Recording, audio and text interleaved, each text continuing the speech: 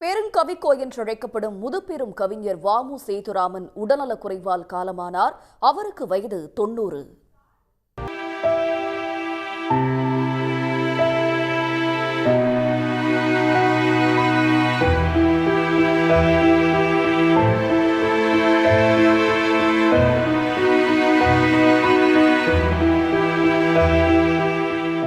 பன்னாட்டு தமிழரபு மன்ற நிறுவனர் பெருங்கவிக்கோ வ.மு. சேதுராமன் உடல்நலக் குறைவால் சென்னையில் காலமானார்.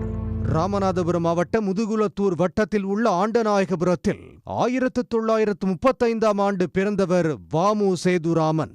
1988ஆம் ஆண்டு சென்னை பல்கலைக்கழகத்தில் தமிழ் இலக்கியத்தில் முனைவர் பட்டம் பெற்றார்.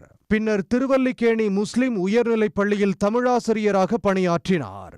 தமிழ் பணி என்ற பெயரில் சிறு பத்திரிகையை தொடங்கி தனது இறுதிக் காலம் வரை நடத்தி வந்தார். நெஞ்சத்தோட்டம், தமிழ் முழக்கம், தாய்மண், காலக்கனி, சேது காப்பியம் உள்ளிட்ட 100க்கும் மேற்பட்ட நூல்களையும் 1,00,000க்கும் மேற்பட்ட கவிதைகளையும் எழுதியுள்ளார். இவரது தமிழ் தொண்டினை பாராட்டி தமிழ்நாடு அரசு 1990ஆம் ஆண்டு கலைமாமணி விருதினையும் 2001ஆம் ஆண்டு திருவள்ளுவர் விருதினையும் வழங்கி கௌரவித்தது.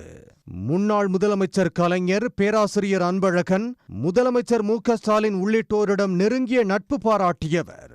கடந்த மே மாதம் கலைஞர் காவியம் என்ற கவிதை நூலை கடைசியாக வெளியிட்டிருந்தார். வ.மு. சேதுராமனின் மறைவுக்கு இரங்கல் தெரிவித்துள்ள முதலமைச்சர், தமிழுக்காகவே தன்னை ஒப்படைத்தவர் என கலைஞரால் பாராட்டப்பட்டதை நினைவு கூர்ந்துள்ளார்.